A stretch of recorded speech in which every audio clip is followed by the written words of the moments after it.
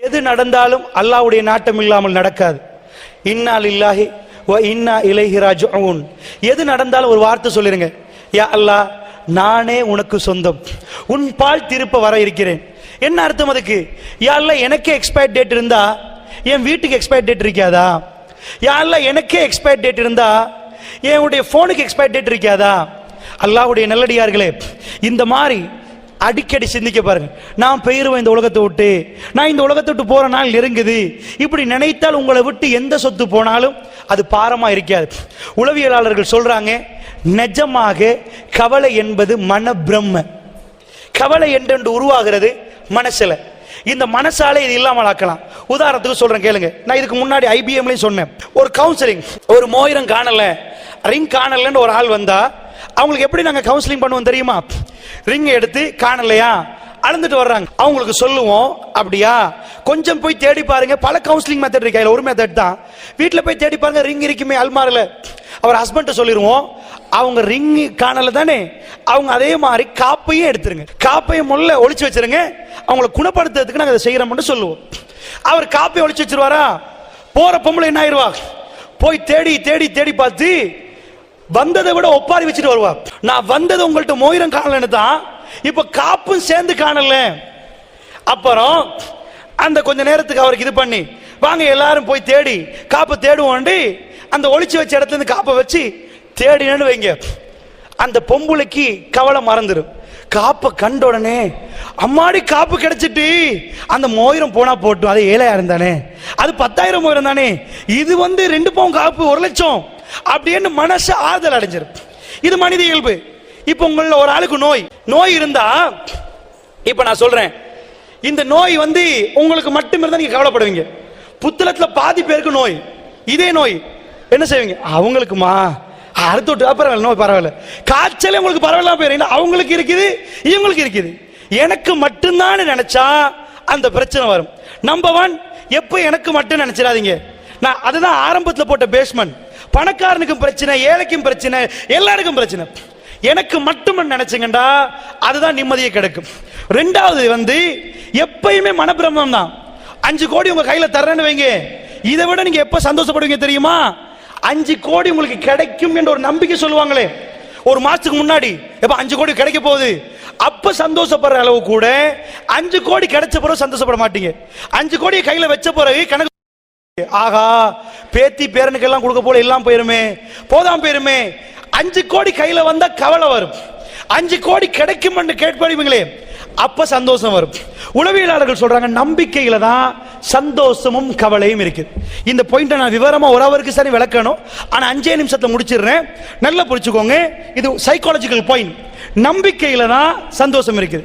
இப்படி சொல்றேனே, இந்த ஊர்ல இருந்து ஒரு ஆள் உம்ரா போறாங்க. உம்ரா போறதுக்கு ஒரு வாரத்துக்கு முன்னாடி அவங்க மூஞ்ச கொஞ்சம் பாருங்க பாப்போம், சிரிச்சுட்டே இருப்பாங்க.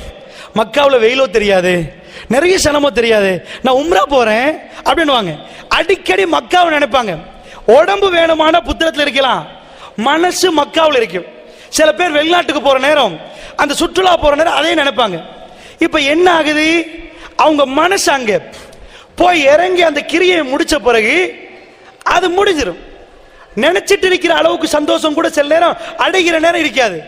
என்ன போய் இறங்கின போற 5 மணித்தியாலம் பிரயாணம், மதீனாவுக்கு போனா இடுப்பே வலிக்கும், இவ்வளவு பிரயாண களைப்பா கஷ்டமா, அந்த நினைச்ச அளவு கூட சில நேரம் இருக்காது. மனித வாழ்க்கையில நம்பிக்கையில தான் சந்தோஷம் இருக்கு. எப்ப நினைங்க, நான் நல்லா வாழுவேன், என்னை நல்லா விடமாட்டான், என் பிள்ளைகளை நல்லா வைப்பான், பிள்ளை ஏதாவது நடந்தா கூட நல்லதே நினைங்க. இது அதுக்குதான். இப்ப எங்களுக்கெல்லாம் ஏதாவது நடந்தா இருக்க வந்தா அல்ல பெருசா தர போறான் போல நான் மசூரால சொல்லுவேன். அமைப்புல ஏதாவது பிரச்சனை வந்தா நான் மசூரால அப்படியே சொல்லுவேன், அல்லாஹ் இருக்கிறான், பெருசா தர போறான் போல, கண் கூட தந்திருக்கிறான். கன்ஃபார்ம். போன 2013ஆம் ஆண்டுல ஒரு மிட்ல கடுமையான ஒரு பிரச்சனை, கடுமையான ஒரு சிக்கல். நான் மசூரா சபையை கூப்பிட்டு, அல்லாஹ் எங்களுக்கு ஏதோ பெருசா தர போறான் போலன்ற. ஆனால் 2013 லாஸ்ட் ஆக போக்கல இவ்வளவு காலம் இல்லாத ஒன்றை அல்லாஹ் தந்துட்டான், அவ்வளவு பெருசா தந்துட்டான். அதனால சொல்றேன், கொடுப்பான் எடுப்பான் தருவான் விடுவா, இதான் ஏதோ நடக்குதா கவலைப்படுறாங்க, தரப்போறான் மாஷா அல்லாஹ், ஒன்றுமே இல்லாம போச்சு, கிடைக்க போத நம்புங்க, ஸ்ட்ராங் அனுப்பிங்க, நீங்க ஹெல்த்தி அனுப்பிங்க. அதனால் அல்லாஹ்வுடைய நல்லடியார்களே, இந்த அடிப்படையை மனதில் வைத்துக் கொள்ளுங்கள். ஒரே ஒரு செய்தியை மட்டும் சொல்லி முடிக்கிற கேள்வி பதிலுக்கும் வாக்களிக்கப்பட்டிருக்கிறதுனால 10 நிமிஷம் தரலாம். கேள்வி பதிலுக்கு அதுக்கு மேல நேரம் இல்லை. அல்லாஹ்வுடைய நல்லடியார்களே, கடைசி ஒன்றை சொல்றேன். சைக்காலஜிக்கல் பாயிண்ட்ஸ் எனக்கு நிறைய விவரமா சொல்ல முடியல. ஏன்னா இந்த பாயிண்ட்டை பொறுத்தல அவசரமா ஒவ்வொன்றா சொல்ல இயலாது. இது ஒவ்வொன்றா விவரமா பேச வேண்டியது. ஏன்னா முதல் நான் வச்ச பாயிண்ட் 1 மணித்தியாலத்துக்கு மட்டும் நான் உங்களுக்கு புரிய வைத்தது என்னண்டா, உலகத்தில் உங்களுக்கு மட்டும் இல்ல பிரச்சனை, எல்லாருக்கும் பிரச்சனை. இந்த பிரச்சனை நேரம் அல்லாஹ் என்னோட இருக்கிறான் நீங்க நம்பினால், அல்லாஹ்வுடைய உதவி வரும் என்று நம்பினால் உதவியும் வரும், உங்களுக்கு எதுவும் நடக்காது. ஏன்னா மனசுதான் பயப்படுவது, மனசுதான் கவலைப்படுகிறது. அதே மனசுல நம்பிக்கை விட்டு பாருங்க, அல்லாஹ் தர போறான், நான் நல்லா வாழ போறேன், அல்லாஹ் மறுமையில இப்படி பாக்கியம் வச்சிருக்கிறான்டா, அது கவலையே இல்லாம போயிரும், சந்தோஷமாக இருக்கும். ரசூல் ஸல்லல்லாஹு அலைஹி வஸல்லம் அவர்கள் திங்கட்கிழமை நாள் அல்லாஹ்வுடைய தூதர் ஸல்லல்லாஹு அலைஹி வஸல்லம் அவர்கள் இந்த உலகத்தில் வாழ்ந்த கடைசி திங்கட்கிழமை, இன்னொரு திங்கட்கிழமை இந்த உலகத்தை ரசூலுல்லாஹ் சந்திக்கவில்லை. அல்லாஹ்வுடைய தூதர் திரைச்சீலை அகற்றி பார்க்கிறார்.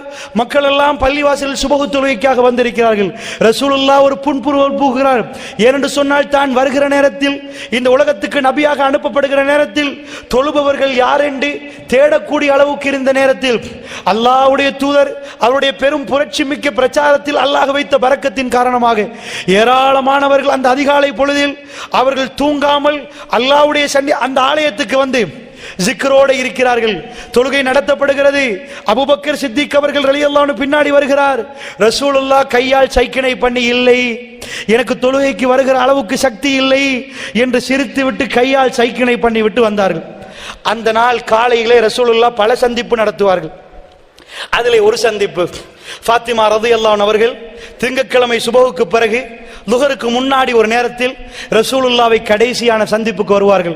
ஆயிஷா அம்மா அவர்கள் பக்கத்தில் இருக்க நாயகம் ஸல்லல்லாஹு அலைஹி வஸல்லம் சொல்லுவார்கள், ஆயிஷா கொஞ்சம் போங்கள் என்றுவார்கள்.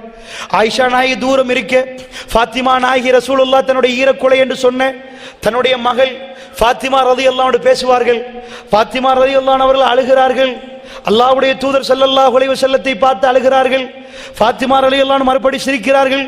வெளியே போகிற நேரம் ஆயிஷா அம்மா கேட்டார்கள், என்ன ஃபாத்திமா சிரித்தீர்கள், அழுதீர்கள், ஒன்றுமே புரியவில்லையே. அந்த நேரத்தில் ஆயிஷா அம்மாவுக்கு ஃபாத்திமா நாய் ஒன்றும் சொல்லவில்லை. ரசூலுல்லாஹ் வஃபாத்தானதுக்கு பிறகு, ரசூலுல்லாஹ்வுடைய ஜனாஸா வஃபாத்தானதுக்கு பிறகு ஃபாத்திமா ரலியல்லாஹு அன்ஹா அவர்களுக்கு ஆயிஷா நாயகி சொல்லுவார்கள், என் தகப்பனார் எனக்கு சொன்னார், ஃபாத்திமா வளமைக்கு மாற்றமாக ஜிப்ரீல் 2 தடவை வந்து விட்டார், இந்த உலகத்தை விட்டு நான் போய் விடுவேன் ஃபாத்திமா என்று எனக்கு நினைக்கிறது என்று சொல்லுகிற நேரம் தாங்க முடியாமல் அழுதேன். பிறகு நீதான் சொர்க்கத்திலே ராணி என்று சொன்னார்கள், எனக்கு பிறகு நீதான் என் பக்கத்திலே முதலாக வருவாய் என்று சொன்னார்கள். அதை நினைத்து சிரித்தேன். அல்லாஹ்வுடைய தூதர் ஒரு வார்த்தை சொன்னார், ஃபாத்திமா கவலைப்படாதே, இன்றைக்கு பிறகு உன்னுடைய தகப்பனுக்கு எந்த வருத்தமும் இல்லை ஃபாத்திமா. அல்லாஹ்வுடைய தூதர் கடுமையாக வருத்தனைப்பட்டார். இன்னலில் மௌத்தி சக்கராத், மௌத்துக்கு ஒரு சக்கராத் உண்டு, மௌத்துக்கு ஒரு வேதனை உண்டு. ஃபாத்திமா நாயகி பார்க்கிறார், என்னுடைய தகப்பனார் இப்படி பாடுபடுகிறார், வேதனைப்படுகிறார், இவ்வளவெல்லாம் வேதனைப்படுகிறார்கள். அல்லாஹ்வுடைய தூதர் சொன்னார், ஃபாத்திமா இதற்கு பிறகு உன்னுடைய தகப்பனாருக்கு எந்த வருத்தமும் இல்லை. சில ரிவாயத்துகள் இந்த நாளைக்கு பிறகு உன்னுடைய தகப்பனாருக்கு எந்த வருத்தமும் இல்லை. அல்லாஹ்வுடைய தூதர் எதை சொல்ல வந்தார்கள்? இன்றையோடு நான் இந்த உலகத்தை விட்டு போக போகிறேன், ரஹ்மான் என்னை கண்ணியப்படுத்துவான். அல்லாஹ்வுடைய நல்லடியார்களே, லுஹருக்கு நெருங்க பார்க்கிறது. நாயகம் ஸல்லல்லாஹு அலைஹி வஸல்லம் அந்த நாள் லுஹரில் இந்த உலகத்தில் இருக்கவில்லை. அந்த சுபஹுக்கு பிறகு ரசூலுல்லாஹ்வுக்கு ஒரு தொழுகை இல்லை. அல்லாஹ்வுடைய தூதரை சந்திக்க வந்தவர்கள் போய்விட்டார்கள். ஆயிஷா அம்மா வீட்டில் இருக்கிறார். ஆயிஷா ரலியல்லாஹு அன்ஹா சொல்கிறாள், என்னுடைய களத்துக்கு கீழ் என் மார்பு பகுதியில் ரசூலுல்லாஹ்வுடைய தலை கணக்க பார்க்கிறது. என் சகோதரன் அப்துர் ரஹ்மான் வருகிறார். ரசூலுல்லாஹ்வுடைய விரல் மேலே நோக்கி இருந்தது, கூரையை நோக்கி வானத்தை நோக்கி அப்படி இருந்தது. அல்லாஹ்வுடைய தூதர் வாயை கொப்பளித்து விட்டார்கள். அந்த மிஸ்வாக் குச்சியினால் கொப்பளித்துக் கொண்டிருக்கிற நேரம் விரல் இப்படியே இருந்தது. நான் ரசூலுல்லாஹ்வை பார்த்தேன். ரசூலுல்லாஹ் என்னுடைய மார்பிலே அப்படி தலை சாத்திருந்தார்கள். என் களத்துக்கு கீழே தான் ரசூலுல்லாஹ் இருந்தார்கள். வர வர பாரமாகி கொண்டிருந்தது. அல்லாஹ்வுடைய தூதர் மேலே, கண்கள் மேலே சென்று கொண்டிருந்தது. கையும் விரலும் கண்ணும் மேலே குத்தி கொண்டிருந்தது. ரசூலுல்லாஹ் ஒரு வார்த்தை சொல்வதை நான் கேட்டேன், அல்லாஹும்ம ஃபிர்லி, அல்லாஹும்ம ஃபிர்லி, அல்லாஹும்ம ஃபிர்லி, யா அல்லாஹ் என்னை மன்னி மன்னித்து விடு யா அல்லாஹ், யா அல்லாஹ் என்னை மன்னித்து விடு யா அல்லாஹ். இந்த உலகத்தில் பாவம் மன்னிக்கப்பட்ட இறை தூதர் அவர்கள் தன்னுடைய கடைசி பயணம் மேற்கொள்கிறார். இந்த உலக மக்களுக்கெல்லாம் நன்மை புரிந்த இறை தூதர் அவர்கள் என்ன வார்த்தை சொல்லுகிறார்கள் தெரியுமா? ஆயிஷா அம்மா அவர்கள் காதை வைத்து கேட்கிறார்கள், அல்லாஹும் மக்ஃபிர்லி, நானும் நீங்களும் 1000க்கு 10,000 மடங்கு கேட்க வேண்டும் யா அல்லாஹ், எங்களை மன்னித்து விடு யா அல்லாஹ். கேட்பது ரசூலுல்லாஹ். அல்லாஹ்வுடைய தூதர் கேட்கிறார், 3 தடவை கேட்டார்கள். அல்லாஹும் மக்ஃபிர்லி, யா அல்லாஹ் என்னை மன்னித்து விடு. மன்னிப்பதற்கு என்ன யா ரசூலல்லாஹ், நீங்கள் என்ன செய்தீர்கள்? யா அல்லாஹ் உயர்வானவர்களோடு என்னை சேர்த்து விடு யா அல்லாஹ், உயர்வானவர்களோடு என்னை சேர்த்து விடு யா அல்லாஹ், இந்த உலகத்திலே உயர்வானவர்களோடு என்னை சேர்த்து விடு. அல்லாஹும் மக்ஃபிர்லி.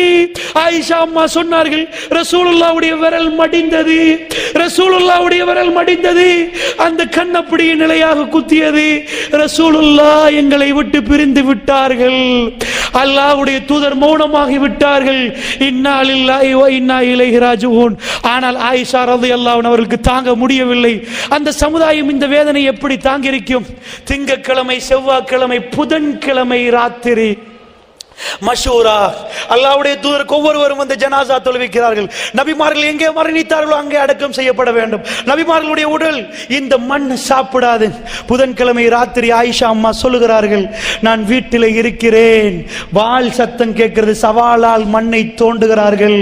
நான் நினைக்கிறேன் ரசூலுல்லாவை மண்ணுக்குள் வைக்கிறார்கள். திரும்பி வந்தார்கள், நடுநிசி எனக்கு போக கிடைக்கவில்லை, போக முடியல, ரசூலுல்லாவை அடக்கம் செய்து விட்டு வந்தார்கள். நான் கேட்டேன், எப்படி அப்பா உங்கள் கைகளால் எடுத்து மண்ணை அவர் தலையில் போட முடிந்தது? அவரை எப்படி உங்களுக்கு புதைக்க முடிந்தது?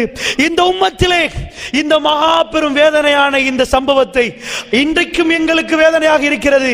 அபூபக்கர் சித்தீக் ரலியல்லாஹு அன்ஹு அவர்கள் அவர் அந்த கவலையை சப்பி ஒழுங்கினார், அந்த பயத்தை சப்பி ஒழுங்கினார். எல்லோரும் சொன்னார்கள், உமர் பின் கத்தாப் சொன்னார்கள், யாராவது அல்லாஹ்வுடைய தூதர் மரணித்து விட்டார் என்று சொன்னால் மாறுகாய் வெட்டுவேன் என்று சொன்னார். மிம்பரிலே ஏறின அபூபக்கர் அவர்கள் சொன்னார்கள், இன்ன முஹம்மதன் கதுமாத், முஹம்மது ஸல்லல்லாஹு அலைஹி வஸல்லம் அவர்கள் மரணித்து விட்டார்கள். மன் கான யஅபுது முஹம்மதன் இன்ன முஹம்மதன் கதுமாத், யார் முஹம்மதை வணங்குகிறீர்களோ அந்த முஹம்மது ஸல்லல்லாஹு அலைஹி வஸல்லம் மௌத்தாகி விட்டார். மன் கான யஅபுதுல்லாஹ், யார் அல்லாஹ்வை வணங்குகிறார்களோ ஹுவ ஹய்யுல் லா யமூத், அவன் என்றென்றும் நிலைத்து வாழுவான், நிலைத்து நிற்பான், அவனுக்கு மரணம் இல்லை. உமர் பின் கத்தாப் சொன்னார், ஒரு ஆயத்தை அபூபக்கர் ஓதி காட்டினார், ஒரு ஆயத்தை அபூபக்கர் ஓதி காட்டினார். என்ன ஆயத்து தெரியுமா? அவ் குத்தில, நபியே நீங்கள் மௌத்தாகினால் அல்லது உங்களை அவர்கள் கொண்டால் இவர்கள் எல்லாம் வந்த வழியில் பார்த்து திரும்பி போய் விடுவார்களா என்ற ஆயத்தை ஓதி காட்டினார். அப்படி என்றால் நபி மரணிப்பார். இன்னஹும் மய்யித் இன்னக மய்யித்துன் வ இன்னஹும் மய்யித்துன், நபியே நீங்கள் மரணிப்பீர்கள் என்ற அந்த ஆயத்து திருமறை குர்ஆனில் இருக்கிறது. உமர் ரலியல்லாஹு சொல்கிறார், என் கையில் இருந்த வாள் சரசர என்று கீழே விழுந்தது, என் கால் அப்படியே நடுங்கியது. ரசூலுல்லாஹ் பிரிந்து விட்டார்கள் என்று அப்பொழுதுதான் நான் நம்பினேன். நான் நினைத்தேன் நாங்கெல்லாம் மௌத்தாகின பிறகுதான் ரசூலுல்லாஹ் மௌத்தாகுவார்கள். அந்த வேதனை திருமறை குர்ஆன் அடக்கிறது. இந்த வேதனை நானும் நீங்களும் அந்த இடத்தில் இருந்தால், இந்த உலகத்தில் எதை இழந்தாலும் ரசூலுல்லாவை இழந்த வேதனை, அதைவிட ஒரு வேதனை உண்டா? அப்படி ஒரு வேதனையை சகித்துக் கொள்ளலாமா? அபூபக்கர் அவர்கள் என்ன எழும்பி பேசினார்கள், அல்லாஹ்வுடைய தூதர் மரணித்து விட்டார், போய் முத்தம் கொடுத்தார்கள் ரசூலுல்லாஹ்வுடைய நெத்தியிலே. முத்தம் கொடுத்து விட்டு சொன்னார்கள், திபுத்த ஹய்ய வ மய்யித்தா யா ரசூலல்லாஹ், அல்லாஹ்வுடைய தூதரே வாழுகிற நேரமும் மௌத்தாகிற நேரமும் நீங்கள் மனம் கமழுகிறீர்கள் யா ரசூலல்லாஹ். அல்லாஹ்வுடைய தூதர் மரணித்ததற்கு பிறகு அவர் மிக உறுதியோடு இருந்தார், மிக திடகாத்திரமாக இருந்தார். இந்த உலகத்தில் ஆகப்பெரும் கவலைகளையும் அவர்கள் அந்த மனதிலே போட்டு இறுக பிடித்துக் கொண்டார்கள் என்று சொன்னால், அல்லாஹ்வுடைய நல்லடியார்களே, நான் என்ன சொல்ல வருகிறேன் என்றால், அதைவிட வேற ஒரு இழப்பு இந்த சமுதாயத்துக்கு உண்டா? அதைவிட வேற இழப்பு இந்த சமுதாயத்துக்கு உண்டா? அதை தாங்க முடியும் என்று சொன்னால் இந்த உலகத்தில் வேற எதையும் தாங்கும் உள்ளத்தை அல்லாஹ் எனக்கும் உங்களுக்கும் தருவான். அல்லாஹ்வுடைய நல்லடியார்களே, பேசுற எனக்கு கேட்கிற உங்களுக்கு முசீபத்துகள் வந்தே தீரும். அது வராமல் இருக்காது, பிரச்சனைகள் வரும், வந்து கொண்டே இருக்கும். அல்லாஹ்வுடைய நல்லடியார்களே, சில வேளை நானும் நீங்களும் தர்மம் கொடுத்திருப்போம், சில வேளை ராத்திரி சாப்பிடுவதற்கு கூட ஒன்றுமில்லாமல் அம்புட்டையும் கொடுத்து வைத்திருப்போம், அல்லாஹ்வை நம்பி கொடுத்திருப்போம். அப்படி கொடுப்ப கூடியவர்களும் கொஞ்சம் தான் இருக்கிறார்கள். ஆனால் நிச்சயமாக அந்த இரவு நீங்கள் சாப்பிடாவிட்டாலும், வெளி உலகத்துக்கு நீங்கள் சாப்பிடாவிட்டாலும் அல்லாஹ் நிச்சயமாக உங்களுக்கு உணவு தருவான். உங்களுக்கும் எனக்கும் தெரிந்த பலமுறை நான் பேசிய ஒரே ஒரு செய்தியை சொல்லிவிட்டு முடிக்கிறேன். ரசூலுல்லாஹ்வுடைய சபையிலே ஒரு விருந்தாளி வந்திருக்கிறார். மன் கான யுமினு பில்லாஹி வல் யௌமில் ஆகிர் ஃபல்யுக்ரிம் லைஃபஹு, யார் அல்லாஹ்வை மறுமையை நம்புகிறார்களோ அவர்கள் விருந்தாளியை சங்கைப்படுத்தட்டும். அல்லாஹ்வுடைய தூதர் ஸல்லல்லாஹு அலைஹி வஸல்லம் சொல்லுவார்கள், சஹாபாக்கள் எல்லாம் இருக்கிறார்கள், யார் வீட்டிலேயுமே ஒன்றுமே இல்லை, அல்லாஹ் மீது ஆணையாக சொல்கிறேன், அஹ்லு சுஃபாக்கள் முற்றவெளி தோழர்கள், உண்மையாக சொல்கிறேன், ஒரு ஈச்சப்பழத்தை பாதி பாதியாக பிரித்து சாப்பிட்டார்கள். இது கதையல்ல, கப்சா அல்ல, இது கதையல்ல, நிஜம். அவர்களுடைய வயிறுகளை அல்லாஹ் தன்னுடைய அருளால் நிரப்பினான், தன்னுடைய அருளால் அவர்களை நிரப்பினான், பரக்கத்தால் நிரப்பினான். நாயகம் ஸல்லல்லாஹு அலைஹி வஸல்லமுடைய சபைக்கு ஒரு விருந்தாளி வந்து விட்டார்கள். மதீனா நகரத்திலே ஓஹோ என்று பணம் இல்லை, விருந்தாளியை சங்கைப்படுத்துவதற்கு யாரிடமும் ஒன்றுமே இல்லை. அபூ தல்ஹா சொல்கிறார், யா ரசூலல்லாஹ், நான் சங்கைப்படுத்துறேன். வீட்டுக்கு போன செய்தி உங்களுக்கு தெரியும், மனைவி உம்மு சுலைமை பத்தி உங்களுக்கு தெரியும். போனால் அபூ தல்ஹா, பிள்ளைகளுடைய சாப்பாடு மட்டும் இருக்கிறது, 2 சின்ன பிள்ளைகள், அவர்களை தூங்க வைத்து விட்டார். அபூ தல்ஹா உட்கார்கிறார், லாம்பு பத்துகிறது, விருந்தாளி உட்கார்றார், சாப்பாடு எடுப்பதை போன்று பாவனை செய்து அப்படியே விளக்கை அணைத்து விடுகிறார் அபூ தல்ஹா. டோட்டல் இருட்டு, ஃபுல்லா இருட்டாச்சு, யாருக்குமே ஒன்றும் தெரியாது. அபூ தல்ஹா அவர்கள் சாப்பிடுவது போன்று பாவனை செய்கிறார்கள். விருந்தாளி வயிறார சாப்பிடுகிறார். இருவர் சாப்பிட்டால் போதாது, அதனால் தான் ஒருவர் வயிறார சாப்பிடட்டுமே என்பதற்காக விளக்கை அணைத்து சாப்பிடுவது போன்று பாவனை செய்து ராத்திரி முழுக்க பசியில இருந்து தூங்கிவிட்டு அதிகாலையிலே அல்லாஹ்வுடைய தூதருடைய பள்ளிவாசலுக்கு போகிறார். அல்லாஹ்வுடைய தூதர் சிரிக்கிறார், அபூ தல்ஹா, நேற்று இரவு நடந்தது எனக்கு தெரியும் அபூ தல்ஹா, நேற்று இரவு நடந்தது எனக்கு தெரியும், நீ உணவு கொடுத்தது எனக்கு தெரியும். இன்னமா நுத்இமுக்கும் லிவஜ்ஹில்லாஹி லா நுரீது மின்கும் ஜஸாஅன் வலா ஷுக்கூரா. அவர்கள் உணவு கொடுப்பார்கள் யாருக்காக வேண்டி? அல்லாஹ்வுடைய திருமுகத்துக்காக வேண்டி. அவர்கள் தேங்க்ஸ் என்ற ஒரு வார்த்தை கேட்க மாட்டார்கள், ஜஸா கூலி கேட்க மாட்டார்கள், ஷுக்ர் தேங்க்ஸ் கேட்க மாட்டார்கள். இன்னமா நுத்இமுக்கும் லிவஜ்ஹில்லாஹி லா நுரீது மின்கும் ஜஸாஅன் வலா ஷுக்கூரா. அவர்கள் அல்லாஹ்வுடைய திருமுகத்துக்காகவே உணவு கொடுத்தார்கள். அல்லாஹ் அவர்களை கண்ணியப்படுத்தினான், அல்லாஹ் அவர்களுக்கு சொர்க்கத்தை கொடுத்தான். அல்லாஹ்வுடைய தூதருடைய வாயிலிருந்து சொன்னார், அபூ தல்ஹா ஃபில் ஜன்னah, அபூ தல்ஹா சொர்க்கத்திலே. அபூ தர்தா ரலியல்லாஹு அன்ஹு அவர்கள் ஓடி வருகிறார்கள். ஈச்சப்பழ 600 மர ஈச்சப்பழ தோட்டத்துக்கு சொந்தக்காரர். ஒரு ஆயத்து இறங்கி இருக்கிறது, யுக்ரில்லாஹ கர்லன் ஹஸனா, அல்லாஹ்வுக்கு அழகிய கடன் கொடுப்பவர்கள் யார்? ஓடி வருகிற நேரம் காஃபிர்கள் பேசுகிறார்கள், அபூ தர்தா உங்க அல்லாஹ் பிச்சைக்காரனாமே, கடன் கேட்கிறானாமே, இதோ உங்க தூதர் சொல்கிறார், இதை விட கேவலம் உண்டா? ஓடி வருகிறார் அபூ தர்தா, யா ரசூலல்லாஹ், இப்படியான ஒரு வார்த்தை, இப்படி ஒரு வாசகம் வந்ததா, இப்படி வகை இறங்கியதா? ரசூலுல்லாஹ் ஓதி காட்டினார்கள், அல்லாஹ் கடன் கேட்கிறான். உடனே சொன்னார் அபூ தர்தா அவர்கள், யா ரசூலல்லாஹ், அல்லாஹ்வுக்கெல்லாம் அந்த கடன் ஏழை மக்களுக்கு கொடுக்க சொல்லித்தானே அல்லாஹ் சொல்கிறான், அதுதானே அந்த வார்த்தையின் அர்த்தம். யா ரசூலல்லாஹ், அல்லாஹ் சொல்லிவிட்டான், 600 பேரிச்ச மரத்தோடு அந்த தோட்டத்தை அல்லாஹ்வுக்காக கொடுக்கிறேன் யா ரசூலல்லாஹ்.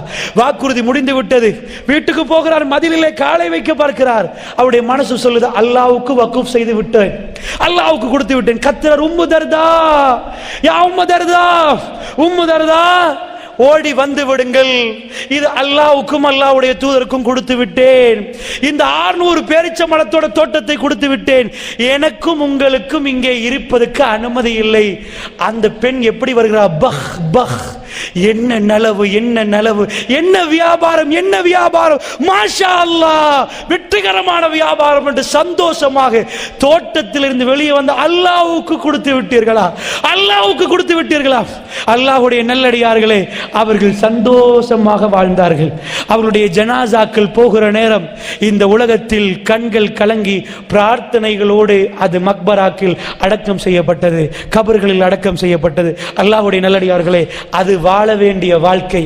இன்றைக்கு ஐரோப்பா வாழ மறந்த ஒரு வாழ்க்கை வாழ்ந்து கொண்டிருக்கிறார்கள். வாழ வேண்டிய ஒரு வாழ்க்கை சஹாபா பெருமக்கள் வாழ்ந்திருக்கிறார்கள். அப்படி என்றால் பேசி எனக்கும் கேட்ட உங்களுக்கும் அல்லாஹ் நிம்மதியை, சந்தோஷத்தை சூழ வைப்பானாக.